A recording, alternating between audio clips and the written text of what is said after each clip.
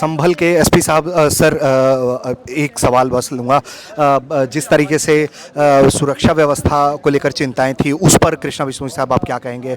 आपके ऊपर सारा दारोमदार था। इस तरीके के कयास लगाए जा रहे थे कि यहाँ की होली संवेदनशील होगी, लेकिन पुलिस द्वारा पुख्ता यहाँ पे इंतजाम किए गए। टेथर ड्रोन्स भी लगाए गए हवा में देखने के लिए, 7-8 कंपनी पीएसी भी लगाई गई, आरएएफ भी लगाई गई है और सारे 64 जुलूस हैं उनको बॉक्स फॉर्मेशन में निकलवा के पूरा करवाया गया है।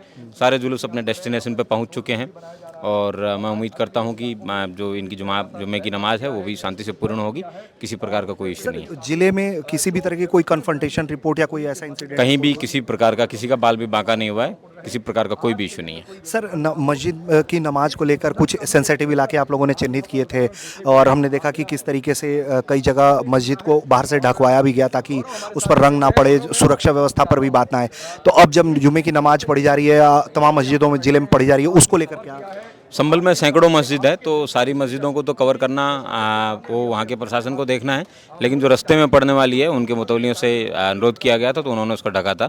तो उन्होंने स्वयं की अपनी सुरक्षा को देखते हुए उन्होंने उस चीज़ को किया है। अच्छी बात है, काबिल तारीफ है और अभी शांतिपूर्वक तरीके से सर काफ़ी आप लोग टेंशन में, आप लोगों के 2-3 दिन बीते हैं, आप लोगों पे बहुत दबाव था? नहीं, बिल्कुल हमें कोई टेंशन नहीं है, ना ही कोई दबाव है, ना ही दबाव में कोई काम करते हैं। शांतिपूर्वक तरीके से इसको पूर्ण कराया गया है और पहले से हमारा कमिटमेंट था कि शांतिपूर्ण तरीके से ही पूर्ण होगा। सर आखिरी सवाल है मेरे तरफ से, जो एक तरीके से माहौल बनाने की कोशिश की उत्तर प्रदेश में कि संभल में कुछ असांप्रदायिक हो सकता है या सांप्रदायिक तनाव बढ़ सकता है, टीका टिप्पणी हुई आपके फोर्सेस पर भी हुई, उसको लेकर कोई राय अपनी रखना चाहें? नहीं, कुछ लोगों ने जो नमाज का समय है उसको लेके टीका टिप्पणी की थी। कुछ लोगों को परेशानी थी 2:30 बजे से रखने में, लेकिन यहाँ के जितने भी मुतवली मौलाना हैं उनसे मैंने खुद बात की थी, इसलिए 2:30 बजे समय रखा गया था।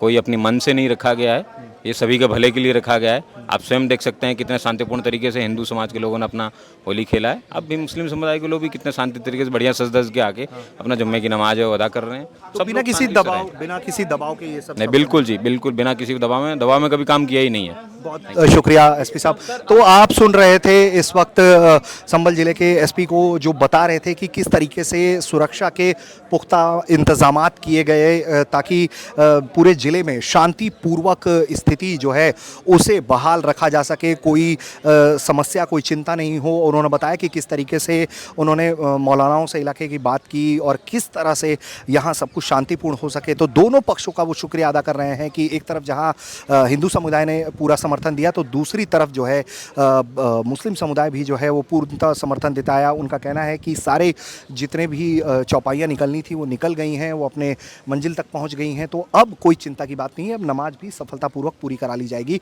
और उससे पहले यहाँ जो शाही जामा मस्जिद के पास सुरक्षा बलों की तैनाती है ये अपने आप में बताती है कि सुरक्षा के पुख्ता बंदोबस्त, कोई भी चूक ना हो इसे सुनिश्चित किया जा रहा है। और इसलिए इस वक्त खुद शाही जामा मस्जिद के पर जो है यहाँ पर एसपी पहुँचे हुए हैं, इलाके के तमाम बड़े आला अधिकारी पहुँचे हुए हैं ये सुनिश्चित करने के लिए कि सब कुछ शांतिपूर्ण निकल जाए, आज का दिन पूरी तरह से शांतिपूर्ण हो। और एसपी ने एक बात साफ तौर पर कहा है कि लोगों ने वक्त को लेकर टीका टिप्पणी की थी, वो दबाव में काम नहीं करते हैं, ना ही कोई काम दबाव में करेंगे।